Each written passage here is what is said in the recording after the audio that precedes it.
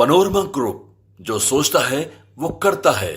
नमस्कार, भारत लाइव देख रहे हैं आप। चर्चा गर्म इस बात की है कि बिहार में एक बार फिर से गठबंधन में मामला कुछ न कुछ गड़बड़ हो गया है। दरअसल बिहार में अभी विधानसभा के चुनाव अगले साल होने हैं, लेकिन उससे पहले एनडीए गठबंधन में सीट बंटवारे को लेकर उठापटक मच गया है। सीट बंटवारे को लेकर के काफ़ी चिंता और मंथन हो रहा है कि आखिरकार क्या करना है। भारतीय जनता पार्टी इस वक्त वैसाखी पर चल रही है एनडीए गठबंधन की सरकार में, जहां तीसरी बार नरेंद्र मोदी बने तो हैं, लेकिन उनकी बैसाखी नानी पर है, नीतीश नायडू पर यह टिकी हुई है। बिहार में सबसे ज़्यादा बिहार के राजनीतिक गलियारे की अगर चर्चा की जाए तो इस बात की चर्चा है कि सीट बंटवारे पर मामला अटकेगा। उपेंद्र कुशवाहा से लेकर चिराग पासवान, जीतन राम मांझी सबने अब चाप चढ़ाना शुरू कर दिया है सीट बंटवारे पर। तो देखिए, चर्चा इसी बात की गर्म है कि नीतीश ने मोदी का सीट शेयरिंग फॉर्मूला किया रिजेक्ट, तो 2020 वाले फॉर्म में आए चिराग कुशवाहा, सीएम कुर्सी खतरे में। यानी कि चिराग कुशवाहा और सीएम की कुर्सी जो है वो खतरे में है। क्या वाकई में ऐसा लगता है कि नीतीश कुमार ने सीट शेयरिंग का फॉर्मूला बाबा रिजेक्ट कर दिया है बीजेपी वाला?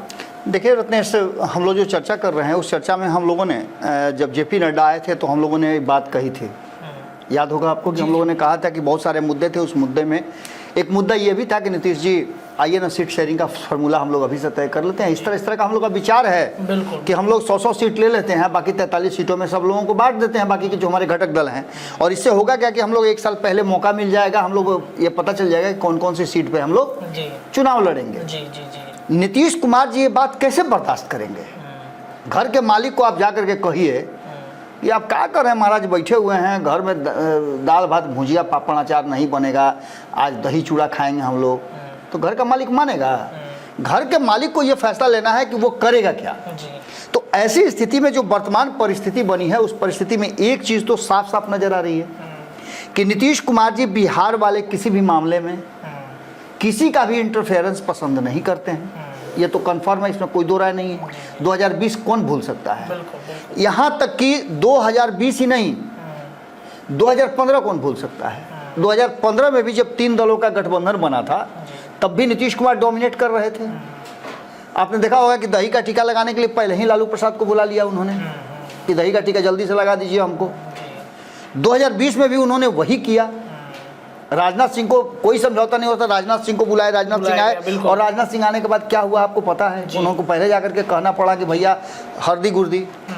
तो ये सभी चीज़ें घुमा फिरा करके इस बात की तरफ इशारा कर रही हैं कि बिहार वाले मामले में नीतीश कुमार किसी को बर्दाश्त नहीं करेंगे और न उस समझौते में किसी का वो इंटरफेरेंस चाहेंगे। अगर ऐसा होता तो चिराग पासवान 2020 में बाहर जाते क्या? नहीं, नीतीश को सीटें कम आना मंजूर था, लेकिन चिराग पासवान मंजूर नहीं थे। चिराग से बहुत पुराना हिसाब किताब चुकाना था। एक तो 2005 वाला मौका नहीं मिला था बीच में कहीं, कहाँ मौका मिला था विधानसभा में? विधानसभा में आप 2005 के बाद से देख लीजिए, कभी दोनों साथ नहीं आए। तो बदला तो उनको 2005 वाला लेना था, लेकिन थोड़ा गलती हो गया, तो इधर उधर हो गए थे। तो 2005 में जब रामविलास पासवान ने नीतीश कुमार को मुख्यमंत्री नहीं बनने दिया, तो चिराग पासवान, जब रामविलास पासवान नहीं है तो उनका बेटा से वसूल करेंगे, कर्जा आप नहीं दीजिएगा, आपका बेटा से वसूल करेंगे। तो वही चिराग पासवान से कर्जा वसूल करना था उनको, एनडीए से बाहर करा करके कि तुमको हम बाहर कर देंगे। हालांकि चिराग पासवान को बाहर करके उनको काफ़ी कुछ झेलना पड़ा। हालांकि नीतीश कुमार तो ये कहते हैं कि हमारे साथ कौन खेला किया हमको नहीं पता, असल खिलाड़ी तो यही थे, खेल तो इन्होंने नहीं किया था। अब जो वर्तमान परिस्थिति बनी है, उस परिस्थिति में नीतीश कुमार क्या फैसला लेंगे? हम लगातार बोल रहे हैं रत्नेश की प्रशांत किशोर से कैसे निपटेंगे। अगर प्रशांत किशोर से निपटना है तो उनको एनडीए के साथ रहना होगा। अगर एनडीए के साथ वो रहते हैं तो उनको सीटें कम मिलेंगी, उसको कैसे मैनेज करेंगे? तो क्या वो उठ करके फिर से भाग जाएंगे महागठबंधन की तरफ?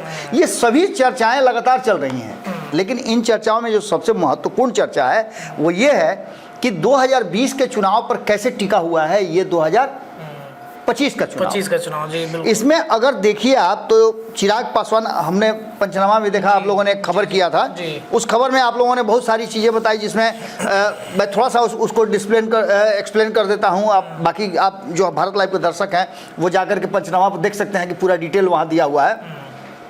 एक सीट जो है, एक सीट वो जीत करके आए, बाकी की करीब 1 दर्जन ऐसी सीटें थी, मैं 1 दर्जन क्या मतलब 1.5 दर्जन से ज़्यादा, 2 दर्जन के आसपास ऐसी सीटें थी इसमें दूसरे नंबर और तीसरे नंबर पर रहे थे। बिल्कुल बिल्कुल 24 से 30 सीटें ऐसी थी जिसमें दूसरे और तीसरे नंबर पर रहे थे। जी बिल्कुल तो वहीं दूसरी तरफ आप उपेंद्र कुशवाहा, आपने कहा ना कि उपेंद्र कुशवाहा और चिराग पासवान दोनों बिल्कुल, मतलब जो सीट बंटवारे स्थिति में है, तो वहीं उपेंद्र कुशवाहा के साथ भी समझौता नहीं हुआ और वो भी बाहर चले गए थे। गठबंधन उन्होंने ग्रैंड अलायंस बनाया था, 5 दलों का ग्रैंड अलायंस बनाया था, उसमें भी ये लगभग 15-16 लाख वोट लेकर के वो आए थे और सीटें भी 6 जीत करके आए थे। बीएसपी को भले ही उपेंद्र कुशवाहा को एक भी सीट नहीं मिला, लेकिन बीएसपी को 1 सीट मिला, जो अब जमा खान आपको पता है कहाँ है। उसके बाद 5 सीटें मिली AIM-IM को, उसमें से आपको पता है कि 4 लोग कहाँ हैं। बिल्कुल। तो ये सारी परिस्थितियां बनी जरूर, और इन परिस्थितियों के हिसाब से नीतीश कुमार ने जो एक्ट किया था उसमें नीतीश कुमार को एक झटका लगा था। ये पहला ऐसा अवसर है, अब तो कर्जा वसूल हो गया है, सोल सट्टा हो गया, सब साथ है, तो सोल सट्टा हो गया, तो इसीलिए दोस्ती भी बढ़ गई है। चिराग पासवान और नीतीश कुमार की दोस्ती बढ़ी है। चिराग भी नीतीश भी समझते हैं कि दुश्मनी, लेकिन उसमें भी पेच फंसा के रखे हुए हैं, पेच वहाँ भी फंसा हुआ है। अब ये सारी परिस्थितियां घुमा फिरा करके मोदी ने जो एक ऑफर भेजा था कि आइए हम लोग इस फॉर्मूले पर सीट शेयरिंग कर लेते हैं, जो 2015 में सीट शेयरिंग का फॉर्मूला हुआ था महागठबंधन में, उसी के आधार पर हम कर लेते हैं। लेकिन यहाँ तो स्थिति गड़बड़ा गई है। आपने चिराग पासवान का बयान सुना, चिराग पासवान की पार्टी क्या कह रही है? वो सीधे कह दी है कि हम जितने भी जिला हैं, 38 जिला हैं, 3800 जिला में अपनी उपस्थिति दर्ज करेंगे। तो 38 जिला में 1-1 सीट थोड़े लेगा, 38 जिला में 1-1 सीट थोड़े लेंगे, एक से ज्यादा सीट न लेंगे जी, ज्यादा सीट, क्योंकि पिछली बार जिस जिला में उनका बहुत बढ़िया जनाधार नहीं है, बहुत अच्छा नहीं है, उसमें मानते हैं वो लेंगे। लेकिन अब आप हाजीपुर से जुड़े हुए जिला की बात कीजिएगा, उसके अगल बगल के जो 6 विधानसभा हैं उसकी बात कीजिएगा, तो उसमें वो एक वो थोड़े लेंगे। जमुई की बात कीजिएगा, जमुई में 3 साल से 3 चुनाव से लगातार जीतते आ रहे हैं, वहाँ एगो सीट लेंगे क्या? अब तो नया आप देख रहे हैं कि 2 सीट और जुड़ गया, लेंगे क्या कम? इन सारी परिस्थितियों को लेकर के एक बात तो साफ साफ नजर आ रही है कि 2020 के चुनाव में जो हुआ उससे बिल्कुल अलग 2025 के चुनाव में होने जा रहा है, और परिस्थितियां भी बदली हैं। चिराग पासवान, उपेंद्र कुशवाहा, जीतन राम मांझी, नीतीश कुमार और भारतीय जनता पार्टी, ये सब एक गठबंधन में है, और एक गठबंधन में है तो यहाँ सीटों का मारामारी होगा ही, सीट शेयरिंग में सब मामला गड़बड़ाएगा ही। नीतीश को ऑफर दिया जा रहा है, वो ऑफर वो स्वीकार नहीं कर रहे हैं। उनका कहना है कि 50% हमको दे दीजिए और 50% में जिसको बांटना है बांट लीजिए। तो ऐसी बदली हुई परिस्थिति में आखिर होगा क्या? इस बदली हुई परिस्थिति में ये होगा कि अगर आंकड़ों को हम देखते हैं तो एक ग्रीवांश जो है वो बढ़ता हुआ नजर आ रहा है कि अगर नीतीश कुमार इस गठबंधन में रहते हैं तो बहुत सारी कुर्बानियां देनी होंगी, और वो कुर्बानी कौन कौन देगा? चिराग पासवान देने के लिए तैयार नहीं है, और चिराग पासवान पहले भी बहुत कुर्बानी दे चुके हैं। तो ऐसी स्थिति में क्या होगा?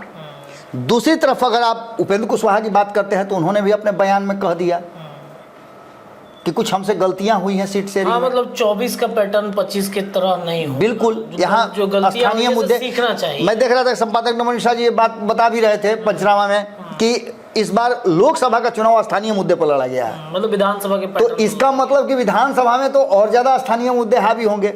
ये सारी परिस्थितियां और घुमा फिरा करके जो कुछ भी लग रहा है उसमें एक चीज तो साफ नजर आ रहा है रत्नेश, कि हम जो देख रहे हैं आंकड़ों की तरफ हम देख रहे हैं, तो आंकड़ों में नीतीश कुमार जी का स्थिति था कि 115 सीट पर चुनाव लड़े थे, 122 था, उसमें से 7 सीट उन्होंने दे दिया था हिंदुस्तानी आवाम पार्टी को। जी जी जी जी तो 115 में 43 जीते थे। 121 सीट मिला था बीजेपी को, जो 110 पर लड़ी थी, और 11 सीटों दे दी थी वीआईपी को, उनको उसको 4 सीट आया था। 125 सीटों पर ये लोग जीत करके आए थे। दूसरी तरफ राष्ट्रीय जनता दल की बात करें तो राष्ट्रीय जनता दल और बीजेपी की अगर तुलना करते हैं या नीतीश कुमार की तुलना करते हैं, नीतीश कुमार बहुत पीछे है। जहां एक तरफ नीतीश कुमार को 64,08,000 मैंने 65 लाख के आसपास वोट मिले थे, वहीं आप देख लीजिए कि 97 लाख से ज़्यादा वोट जो है राष्ट्रीय जनता दल को मिले थे। यानी टक्कर अगर लालू प्रसाद और नीतीश कुमार में हो रही है तो दोनों को देखा जाए कंपेरिजन करके ना, लेकिन यहाँ 82 हज़ार से ज़्यादा वोट लेकर के भारतीय जनता पार्टी टक्कर दे रही थी। तो परिस्थितियाँ 2025 में और बदलेंगी। हालांकि थोड़ा सा भारतीय जनता पार्टी कमजोर जरूर हुई है केंद्र में, क्योंकि वो बैसाखी पर चल रही है। दूसरी तरफ आप कांग्रेस की बात करें तो कांग्रेस भले ही 70 सीट पर लड़के 19 ही जीती हो, लेकिन उसे वोट कम नहीं आए थे, 40 लाख के आसपास वोट आए थे। जी बिल्कुल बिल्कुल। तो निश्चित रूप से कांग्रेस ने प्रदर्शन तो ठीक ठाक किया था। अब सीटें कम आई तो बात अलग है, क्योंकि यहाँ आप देख रहे हैं कि दुतरफा मार झेलना पड़ा। एक तो भारतीय जनता पार्टी से या जदयू से लड़ रहे थे, एनडीए गठबंधन से लड़ रहे थे, दूसरी तरफ ये दो गठबंधन और भी थे, एक चिराग पासवान जो 143 सीटों पे अपने उम्मीदवार उतारे हुए थे, दूसरी तरफ ये जो दूसरा गठबंधन है ग्रैंड अलायंस, ये 243 सीटों पे चुनाव लड़ रहा था, जिसमें से उपेंद्र कुशवाहा 104 पे, बीएसपी 80 पे, एआईएमआईएम 24 पे, सुहेल देव पार्टी थी 5 पे, जनवादी 5 पे। इसके अलावे जन अधिकार पार्टी भी चुनाव लड़ रही थी और अन्य लोग भी चुनाव लड़ रहे थे। जन अधिकार पार्टी ने भी एक छोटा सा गठबंधन बनाया था। जी। ये सभी परिस्थितियां घुमा फिरा करके अगर देखा जाए तो वर्तमान 2025 के चुनाव के परिप्रेक्ष्य में जब हम चीज़ों को एक तरफ देखते हैं तो यहाँ हमें साफ लगता है कि जिस तरह से चिराग पासवान और उपेंद्र कुशवाहा दोनों जिस लाइन पे चल रहे हैं, और चिराग ने लाइन क्यों बदला है उसके पीछे भी कारण है कि आप जितना अधिक पशुपति कुमार पारस को लिफ्ट दीजिएगा, करीब लाइएगा, उतना चिराग पासवान आपसे दूरी बनाएंगे, उतना ही वो तल्ख होंगे। और इसका मतलब यह है कि उपेंद्र कुशवाहा और चिराग पासवान दोनों कोई भी समझौता कम सीटों पे नहीं करने वाले हैं। तो अगर ऐसा होता है तो स्थितियां 2020 की तरह होगी, और 2020 की तरह अगर स्थिति हो गई तो जो कहते हैं प्रशांत किशोर कि नीतीश कुमार इस बार 20 सीट से ज़्यादा नहीं लाएंगे, हमसे लिखवा लीजिए, हम राजनीति छोड़ देंगे, तो कहीं ऐसा ना हो कि वो भी हो जाए, वो परिस्थिति बन जाएगी निश्चित रूप से। जी इसे झेलना तो नीतीश कुमार को ही है। बिल्कुल बिल्कुल। देखिए, तो इसी बात को लेकर के बिहार के राजनीति में फिर से मामला गड़बड़ा गया है और चर्चा इसी बात की गर्म है कि क्या वाकई में एनडीए से बाकी के जो घटक दल हैं वो अलग हो सकते हैं। 2025 के चुनाव से पहले चिराग ने दावा कर दिया है, उनकी पार्टी की तरफ से दावा किया गया है कि 38 जिले हैं बिहार में, उन 38 जिलों में हम अपने कैंडिडेट उतारना चाहते हैं। वहीं दूसरी तरफ उपेंद्र कुशवाहा ने भी दावा किया है, तो बाकी के बचे जीतन राम मांझी और मुकेश सहनी देर सवेर आ ही जाएंगे।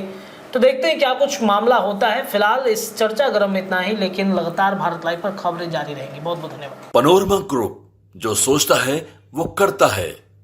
अगर ये वीडियो पसंद आई और वह बिहार के राजनीति और बिहारियत से सरोकार रखेनी तो सब्सक्राइब बटन दबा के चैनल के सब्सक्राइब कर ली। ओजे एगो घंटी बा, ओकरा बटन दबा देला से कुल सटीक और मारक खबर रुआ मुफ्त में मिल जाई। अगर रुआ पत्रकारिता के हमनी के नया प्रयोग में सहयोग कर चाहतानी तो ज्वाइन बटन दबा दी। पेटीएम नंबर नोट कर ली 9386816700। धन्यवाद।